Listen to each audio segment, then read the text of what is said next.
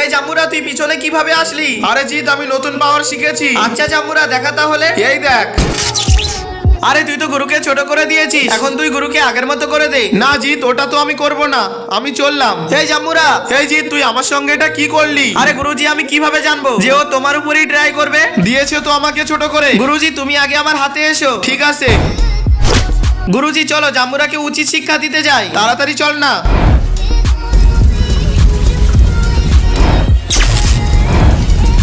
কোথায় আছে জাম্বুরা? আগে গিয়ে দেখি।